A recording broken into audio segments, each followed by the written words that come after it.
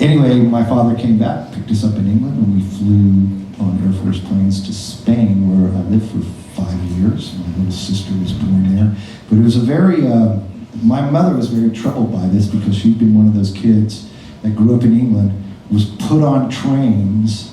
The kids were put on trains if you were in southern England, and with some nuns, and they took you up into the farm country in the north, and then a family just kind of came down and adopted you for the rest of the war, right?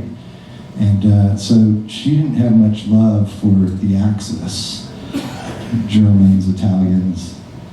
She had any direct experience with the Japanese, but the Spanish we regarded as allies. In her generation, they were allies of the Axis. So she had no love for Franco and was kind of appalled that we then had to go to England and live there. And my father actually worked was more or less attached to the Spanish Air Force. However, she grew to love it, and it was like a really trippy place to grow up. It was like living in a Gabriel Garcia Marquez novel or something like that. So.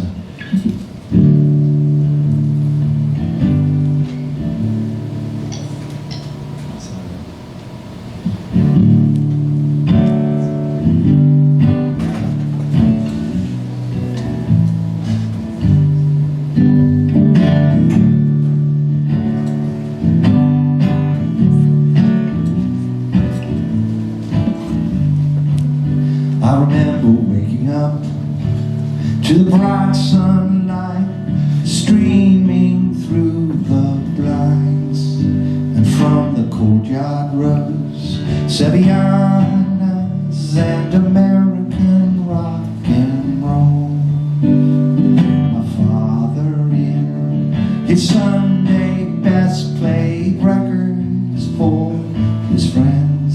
I tasted sangria from a half-full cup, and my sister slapped my hand. Then we followed on the swelling crowd to the Plaza de Toros.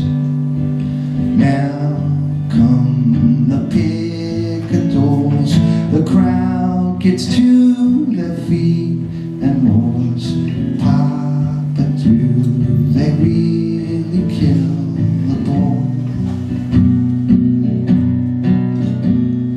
Then comes the matador, behind his back a gleaming sword.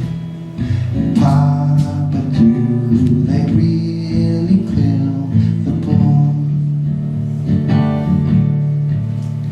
In the ancient streets of the old city comes a marching crowd. In unison they chant and sing, hold their placards in the air. The shopkeeper motions quick, come inside, then he rolls the shutter down. Then the shots ring out, the men run and shout, and the old man gives me a Coke. And we emerged at dusk, and the water in the street was pink. Mama, do they really kill the bull? Then I thought I saw the matador. He held on high a gleaming sword. Papa, do they really kill the bull? Dug a hole in the ground, as boys often do, and we found a bandolier and a German-made hand grenade from the Spanish Civil War. Older boys came along and said, go back in the wheat, too much danger to be near. And the Romany men looked on holding piles of sheets and my mother's blue-green blouse. Then come the base MPs, the Rome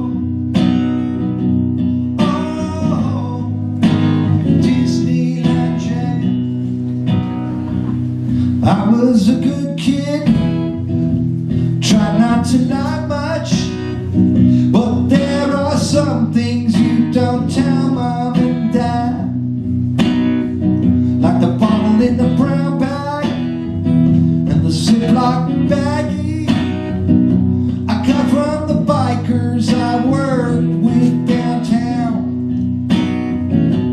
God, I was older, cause I worked the night shift, emptying jukeboxes for Mongols MC. So never ride dirt bikes, tripping on mushrooms through the Dangerman's orchards in the middle of the night. I never climbed the water tower, drunk as shit or vodka. You just might end up in the Disneyland jail. And all the mushrooms in the Disneyland parking lot, Dale had a puffy down jacket, put the vodka up one sleeve. He looked like a bodybuilder, but only on one side. So we rolled up a t-shirt, took it up the other sleeve. So never take mushrooms and ride a space mountain. You just might end up in the Disneyland jail. Never drink vodka, pass out on the monorail. You just might end up in the Disneyland jail. Oh, oh, oh, Disneyland jail.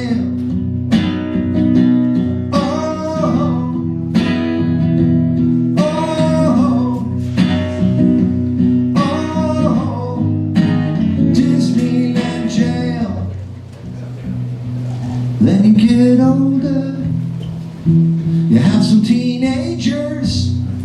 You say, oh my God, please don't do the shit that I did.